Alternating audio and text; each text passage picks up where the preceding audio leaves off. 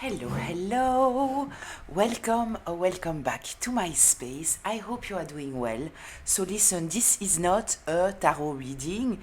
This is a video about my own story. So a few videos back, in an intro that I did right before reading, I was giving you guidance about getting out of a stuck situation, and I asked you if you wanted me to talk about my own experience, and you said yes. So here it is. So by the way, there will be nothing to see in the video, so feel free to experience it as a podcast, right? So before getting into my story, just a few things that I want to say. First of all, my intention here is to hopefully give you tools and inspiration that might help you with your own situation, right? So this might resonate if you are dealing with narcissistic abuse, spiritual warfare, stalking, harassment, a smear campaign, or if you simply find yourself isolated because of circumstances due to other people. So if you feel stuck in any kind of way and unable to see a way out, because this is exactly where I was. So I reached a point where, to be honest, I wanted to end it all because I had absolutely no hope and I saw absolutely no escape. I couldn't see how I could possibly regain some kind of control over my life. So I want to tell you what happened, how I dealt with it emotionally, and most importantly, how I saved myself. So I took notes because there is a lot to say and I want it to be as concise and useful as possible. I don't want to give you information that isn't necessary, but I also want to make sure that I give you enough context in order to understand what happened and hopefully take something useful from my experience. So the video might have cuttings, simply because I tend to stumble on my words. If you've been here already, then you know, and if it's the case, then I will just clean it off, right? So I will redo the passage and put it in. So I also want to be clear about something. Even though I am sharing my story, I'm not sharing everything that happened. Some things I deliberately choose not to share, not because they are not important or because I don't want to share them or anything like that, but it's because I need to be thoughtful. And I also want to keep, not from you, but from people that are involved that might listen to this video, I want to keep a few cards to myself, right?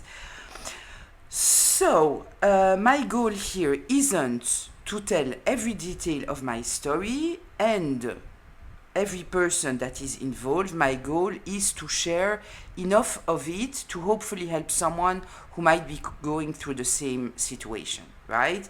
So I will give you context about me, about my life, what happened externally and what happened to me emotionally.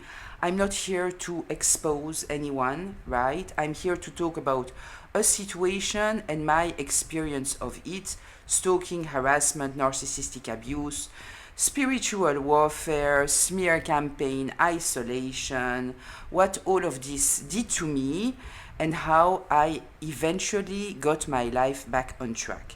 So it's not an easy video to make, and it's not because it's emotionally difficult, because if it would still be, I wouldn't be making this video, right? But it's because there is a lot to explain. I lived it, right? So everything is connected to my mind. But I know that for someone hearing this for the first time, some things might not make sense. So please be patient with me, right? Some things might not initially make sense on why I am telling you this or that, but hopefully, as the story unfolds, the bigger picture will become clearer, right? So let's get into it. So at the end of 2016, I decided that it was time for me to step into the new me. So if you've been here before, you know that I was a photographer and that I made a career switch to embrace my path as a healer. So before fully stepping into that new chapter of my life, I wanted to cleanse myself.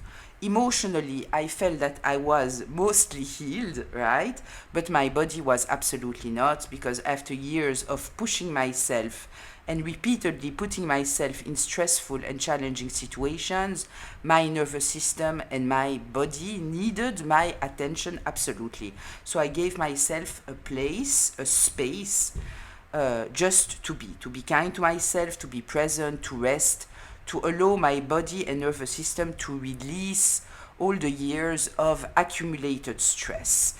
So during this time, I spent a lot of time alone. I stopped partying and socializing the way that I did before. Most of what I did was study, rest, take care of my body, and for me, this was an amazing period of my life. But from the outside, I wouldn't be surprised if people had a hard time understanding what I was doing, because I wasn't hiding what I was doing. I just don't think that people necessarily understood what I was doing. I didn't really care about it at that time, but it will become relevant later, right? So this period extended until around mid 2019. So in 2019, when finally I felt ready to come back to life, meaning starting my new career and re-embracing some kind of social life, this is when the shit hit the fan, right? This is when the spiritual warfare began. So at first, I didn't understand truly what was happening, so weird things started to happen in my life, but initially I didn't think much of them until I couldn't deny it anymore. Somebody was playing with my life, and I thought that I knew who it was, or at least who it was related to. So, who was this person? So, we need to go back a little bit. During the years when I was focused on my healing, I had developed a habit of going for walks most days. I used to go to an abandoned beach where most of the time there was nobody. So then, in the summer of 2018, someone started coming to this place. So I noticed this person, first of all, because almost nobody was there, but also because there was something about his vibes towards me that caught my attention. So I had the feeling that this person wanted to talk to me, but to be very honest, I was going to this beach in order to allow my inner child to freely exist, right? And my inner child was just enjoying nature, enjoying being outside, the wind. This is what I was concentrated on. So this person came back repeatedly, and I often noticed him looking at me, but we never spoke. He was always with his children, so even though with time I wanted to speak with this person, I kept my distance. Then one day, when he was leaving, he appeared to be furious with me, so it shocked me. I didn't understand why. I had the impression that he wouldn't come back, and because I didn't know where to find him, but I wanted to finally understand what was going on there, I searched for him. So I found a picture of him on the dating sites, and from there I found his name, I found his social media, and I wrote to him. He never directly answered, and I insist on the directly answered, because after that weird things started to happen. So it began with strange things happening on social media. For example, on Instagram, my For You page suddenly felt very, very different. It was filled like with love message and content that felt strangely relevant to what I was experiencing. And so at that time, I was very active on Facebook and Instagram, because I had first used those platforms to promote my photography business, and later I used them in order to share healing posts, helping people to heal, right?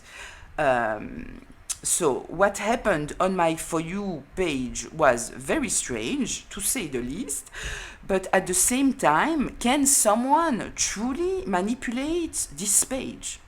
So who knows? I don't. I'm not tech savvy, so I had no idea.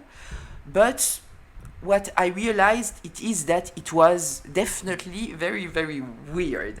So then I started noticing strange things outside of social media as well.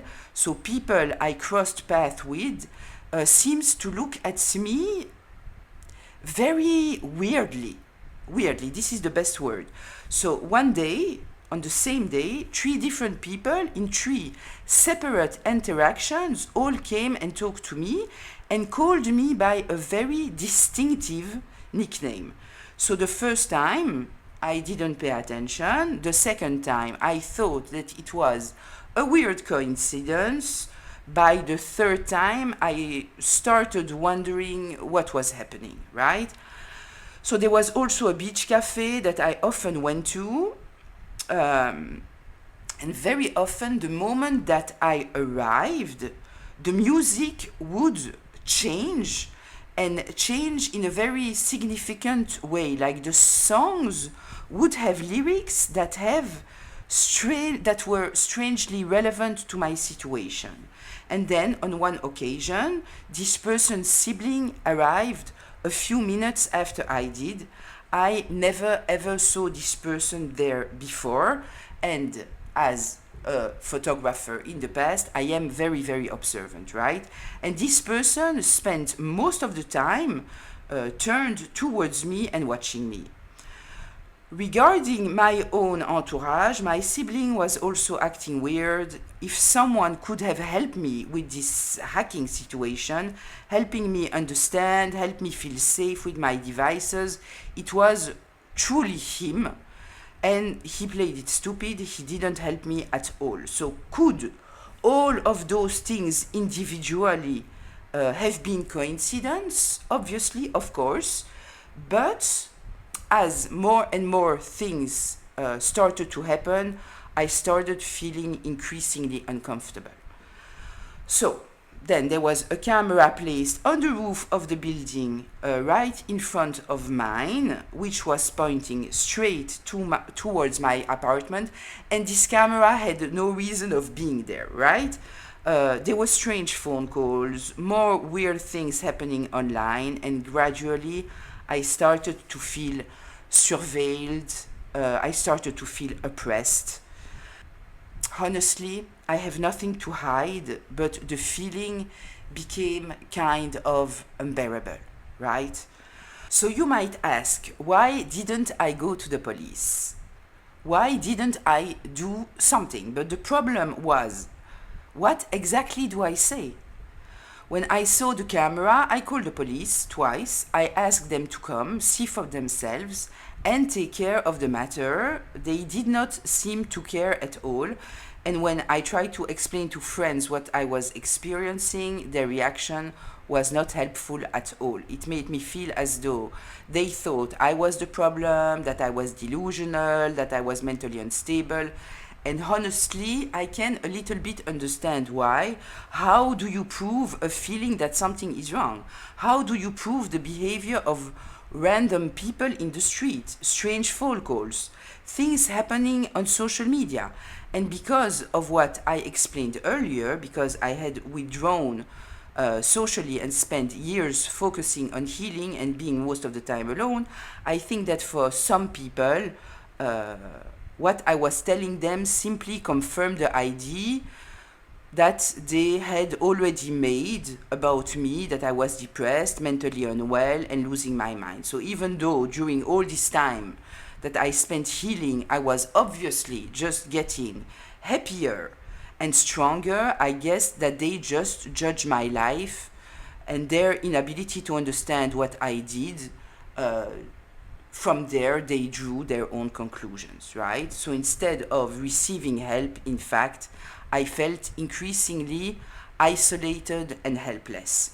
So when I explained what was happening, I tried also to keep it very, very cool, because I already knew how strange and unbelievable it sounded, right? And on top of that, my stupid, empathetic ass was also thinking about the person that was involved and me wanting to protect this person. So you might wonder why. So I haven't told it to you yet, but when I found the name of this person, I discovered who this person was, and it was somebody who was famous, or more accurately, it was someone who was born into fame. So I had dealt with famous people throughout my life. When I was 18, I had a friend, he had a recording studio in Paris, right? And so we were spending a lot of time there, so I spent a lot of time there with famous people. Later, as a photographer, I pictured a lot of famous people too, so I knew how people react to fame, right?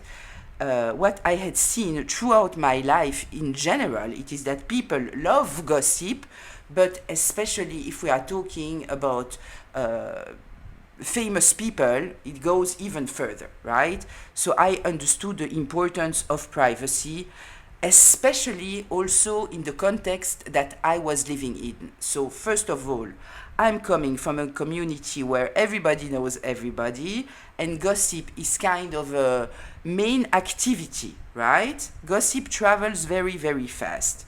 So we even have a special word for that, right? It's plotkus. What are the plotkus? Meaning, what are the news?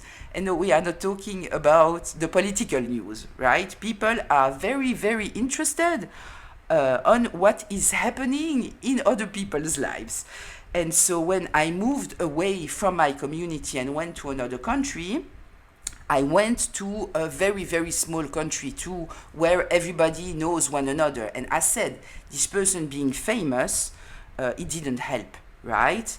So the last thing that I wanted was to become the center of gossip. And as said, my empathetic ass thought that if this person was born into celebrity, making noise about what I was experiencing would only make everything worse. So whether the behavior was coming directly from him or from people around him, I didn't know. I believe that the best way to resolve this situation was, in fact, to speak with him directly, and this is how I found myself in legal abuse. So the moment that I was face to face with this person, it became kind of obvious that something was extremely fishy. His reaction, all of it, right? It was obvious that something was wrong, but I hope that after this face to face, things would change, right? That things would change for the best, that things would calm down, and things did change, but absolutely not how I was hoping that it would change, right? So this person made a complaint to the police accusing me of stalking. Are we surprised, right? If you know anything about narcissistic abuse, I kind of feel that you can understand the irony here. So what followed was 4 years of legal nightmare. Eventually, the case was dismissed, but those 4 years were absolutely horrible. At the same time, just to make matters worse, things went down with my family, my mother and my sibling, and I'm saying and my sibling because, as my mother says, she doesn't do anything without my sibling. They went into my bank account and stole all the liquidity that they could. So if you ever wondered why I needed to heal in the first place, I kind of feel that you have part of your answer here. So, and if you thought that the stalking, the strange phone calls, the social media issues, the feeling of being watched stopped after the legal system was involved, absolutely none of it stopped. In fact, it became even worse. I felt as though I was being made to know that I was watched, like that people could see everything and hear everything. So, obviously, my CPTSD was flying. I became hyper vigilant. I didn't trust anyone anymore. I only felt safe in the dark with my phone closed. So it was a pure nightmare, right? The best way to describe it is that I felt soul raped 24/7, right? I felt as though I was living inside Big Brother and the Truman Show at the same time, with a group of people watching me being in a cage and enjoying themselves at my expense, feeding off, in fact, of my suffering. So it was truly disgusting, right? So did I want to end it all? Obviously, I did many times, especially before I saw the deposition that has been made against me. So I nearly never saw it because the police simply refused to show it to me, and the legal system warmly recommended me to sign some kind of agreement. They said, take responsibility, admit that you are the stalker, and nothing will be written in your legal files. If you don't sign, then we take you to court. So, take responsibility for what exactly? For being persecuted? For being kind? For being empathetic? For being a victim? Absolutely not. And at the end of the day, I bless myself for refusing, because even though what followed was a total nightmare, right? Having finally access to the information and seeing the lies that were made in the complaint, it cleared any doubt I might have had about my situation. I wasn't delusional, I wasn't losing my mind. The situation I was dealing with was absolutely sick, and those people had not a single remorse, lying bluntly to the police. They truly thought that they were above the law, that they could do whatever they wanted. So for 4 years, until the case was dismissed, I was in total survival mode. I was genuinely scared for my life because I had damning information that could truly take down huge careers. So I felt alone, betrayed by everyone, nowhere felt safe. I didn't even feel that I could speak in my own apartment freely. I couldn't work normally, so I was a mess. But I also knew that I needed to stay strong because I felt that this person wanted me to appear mentally unstable in order to protect himself, while at the same time, my family had their own agenda for portraying me as unstable. But I was determined to get out of this situation. I was determined to heal again. And I was determined not to allow all of this ugliness to live inside of me. So I was angry, I was sad, I was disgusted, I was frustrated, I felt betrayed. But I allowed myself to feel any kind of feeling that came up. So sometimes the emotional pain was so intense that it became physically unbearable. There were many nights where I would wake up in the middle of the night and find myself on the floor crying like a baby. Because I didn't feel safe using my computer or my phone, I took out a pen and a paper and I started journaling. So I wrote down all the horrors that were running through my mind, and when I couldn't find the words, I simply drew. And the day this fucking case was finally over, I was empty, right? I was empty, I was exhausted, in fact, right? So legally, it was over, but emotionally and practically, nothing suddenly returned to normal, right? So my life had changed, my feelings of safety was totally gone. My ability to work had changed, my reputation had been destroyed. I felt that someone I didn't even know had managed to destroy everything I had been building. But I still had me. I knew who I was. I knew what I had lived through, and I also knew what I was meant to do. So I realized that I might never feel completely safe with people around me in the same way again. I knew that I couldn't work the way that I had originally planned.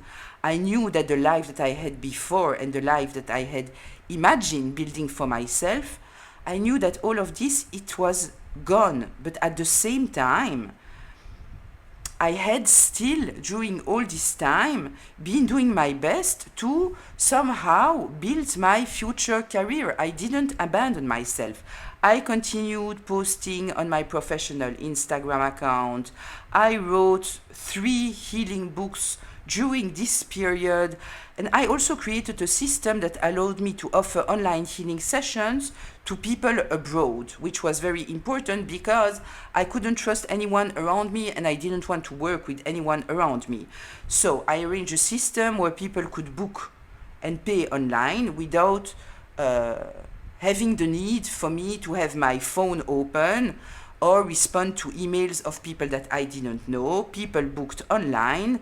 They gave me their number and I contacted them, and this was kind of a way for me to to feel a little bit more safe.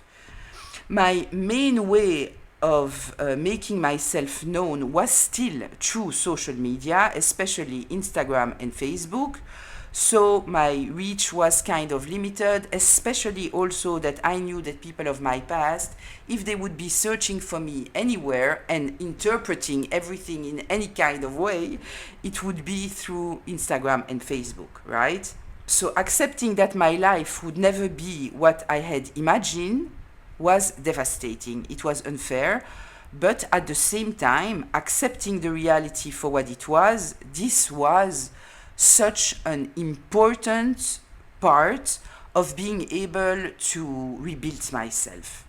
Because once I accepted the reality, I could finally look at my reality coldly and start to find solution. And it started obviously with setting up those online booking, but it wasn't enough, right? It was just a start.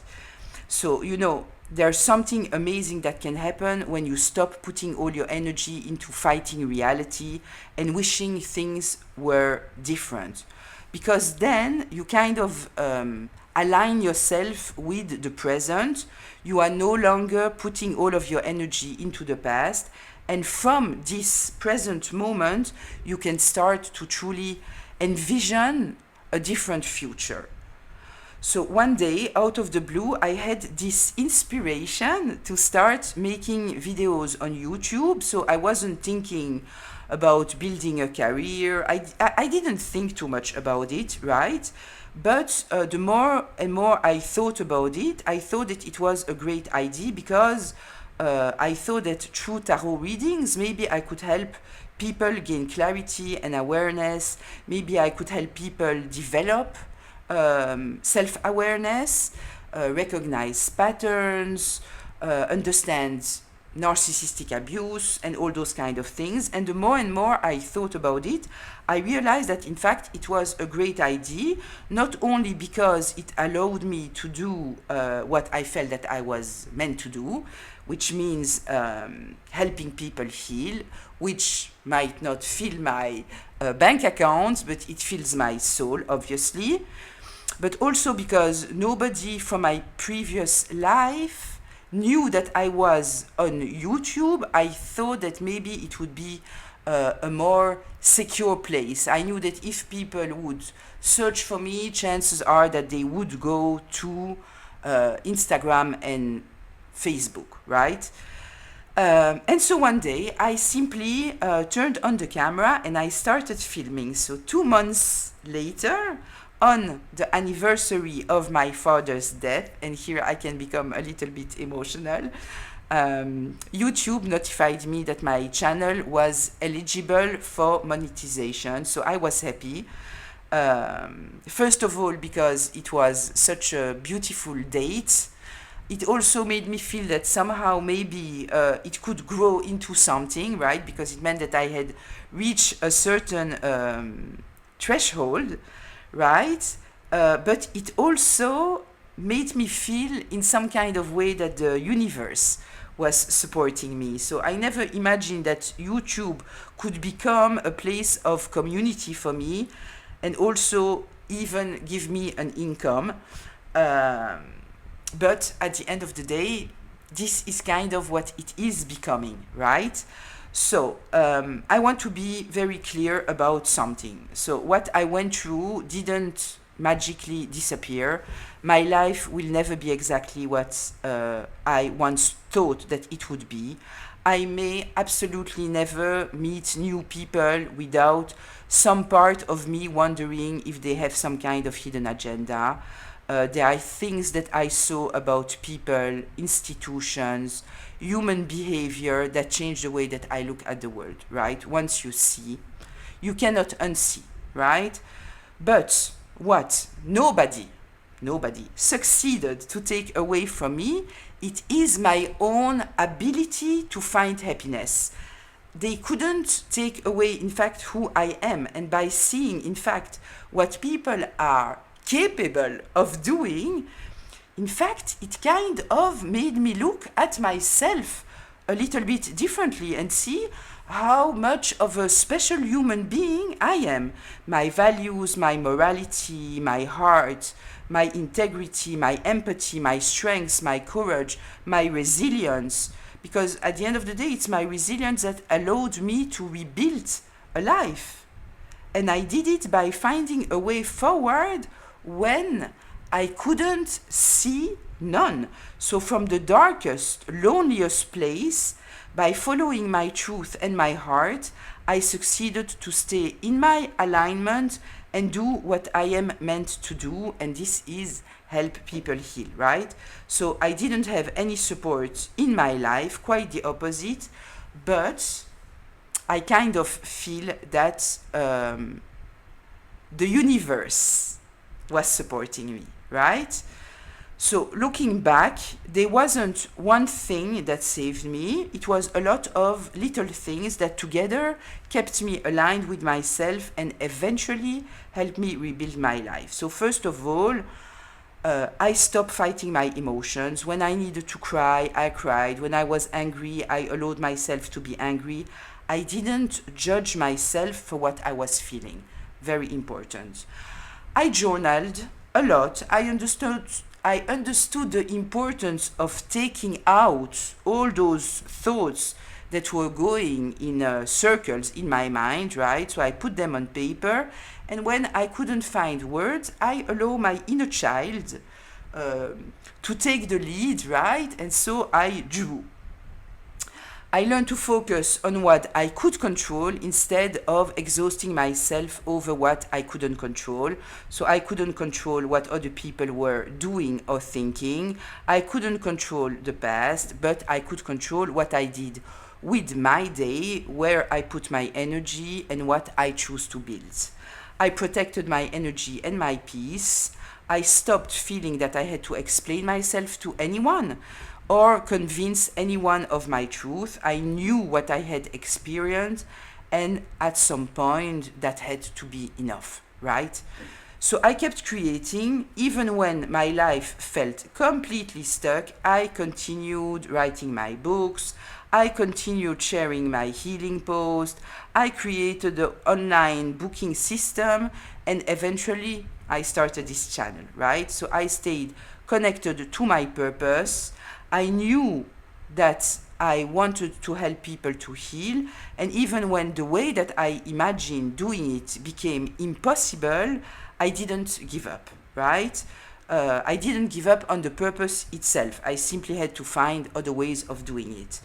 And probably the biggest thing I did was to accept reality. Not because I liked it, not because it was fair, but because at the moment I stopped waiting for my old life to come back, when I stopped being just in the emotions of being angry and frustrated and all those kind of things, this is when, in fact, I opened a mental space in which I could start to rebuild my new life. So if you are dealing with a situation that makes you feel completely stuck, my best advice is to start by accepting the reality of where you are. That doesn't mean approving, it doesn't mean giving up, it means seeing clearly what you can and cannot control and understanding what you are dealing with truly, right?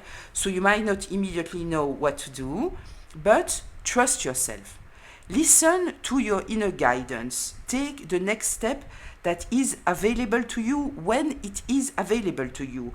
You never know where it will lead you.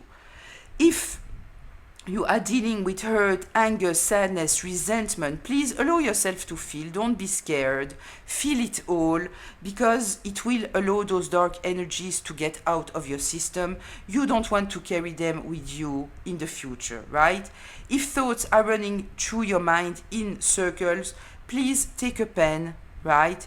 Take a paper, write them down. If it's not your thing, you don't know how to put the words over what is happening to you, so simply allow your inner child to do whatever your inner child feels like doing in order to release, right? And remember, accepting that your life might never be what you thought it would be, it doesn't mean that your life is over. I didn't get my old life back, right? I built a new one. And if right now you cannot see a way out, you don't need to see it now. You don't need to see the entire path. Start with what you can do, right? Trust yourself. Take one step at a time. So your life might not become what you once imagined it to be. It might become something you haven't imagined yet. And even it might be more magnificent and more rewarding than what you have ever thought. So I will end this video here. I truly hope that I succeeded through sharing this part of my story to help you feel maybe less alone and maybe give you some kind of healing tools or maybe hope. So life is much more challenging than what we often envision, right? What we expect, but above all, and this is, I kind of feel, the most important of everything. If I should say like one magic word, it is trust yourself, right? Trust yourself. So I will see you in the next tarot readings and in the comments until very, very soon. Bye.